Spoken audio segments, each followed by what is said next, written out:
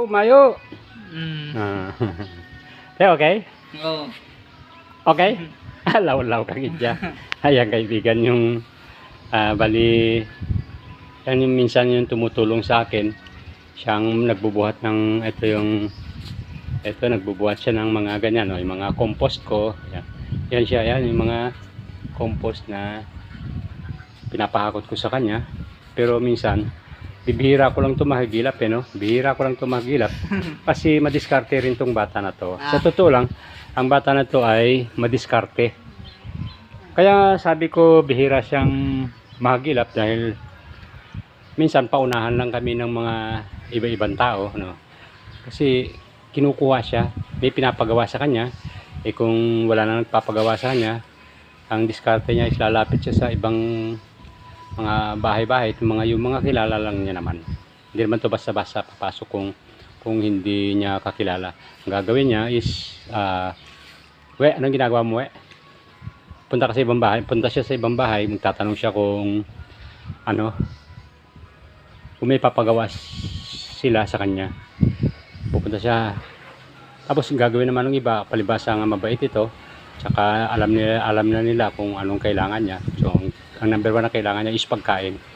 Ngayon pagbigyan mo siya naman ng pagkain, tuwan-tuwa siya. Yung katunayan nga ito, nagkakape na siya ngayon. Name? Name?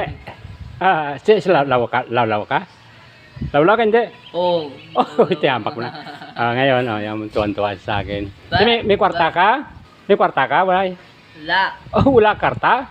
Namisin mo. Oh, sige. Ay, may istorya pa ko. May ka-istorya pa ko. Oh, sige. Karon, ngayon, ito siya. Mabait to, mabait. Kumbaga ay mapagkatiwalaan mo siya, no? Kahit iwan mo sa loob ng bahay or sabihin mo sa kanya na diyan ka muna, may gagawin ako, okay lang. Napakabait. Hindi malikot yung kamay. Ibig sabihin, kahit may ipatong ka na pera sa kanyang ibabaw ng lamesa mo, hindi niya ginagalaw. Kahit nga yung titigan niya hindi, kasi walang kaalam-alam to sa pera, kaibigan. Wala. Naawa talaga ako, as in naawa talaga. Kasi siya, una pagka nasa iyo na lang awa, no? Kasi minsan, binibigyan ko nga siya ng 20 pesos, no? Pero mga baryayo binibigay ko para kontento naman siya. Kasi, mangyari kasi, pag magbilang siya is 1, 2, 3, hanggang 10 lang. So, sabi ko, kompleto na ba yan? Oh, kompleto na? Kompleto na ba? Kasi mo? Oo. Isip mo, ay? Oo. Ginisip mo, ay? Pa. Oh, ay pa. Sige. Ay, karon lang. Ngayon, minsan, kapag binibigyan ko siya ng pera, naawa talaga ako sa kanya. So, ginagawa ko is dadagdagan ko na lang. At saka yun, libre nga yung kape niya dito. So, kung isipin mo rin, gagastos din ako. Pero, hindi ko na inisip yun. Importante yung pagpunta niya sa akin dito. Dahil nga sa kabaitan niya. Papasalamat din ako minsan kung talagang pumupunta siya rito sa akin, kahit may distansya yung garden ko, tapos dun sa may dun sa baryo namin.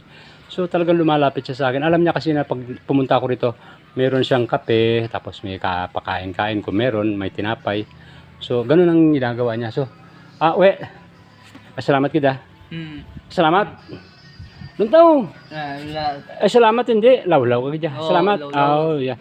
So ngayon, ang dami pa rin kwento nito, kaya lang masyadong mahaba na yata. So gagawin ko is, sa susunod abanganin lang nyo kung ano yung pagkatao niya and kung ano yung kabaitan na pinapakita niya sa kapwa nating mga tao na kanyang ginagalawan.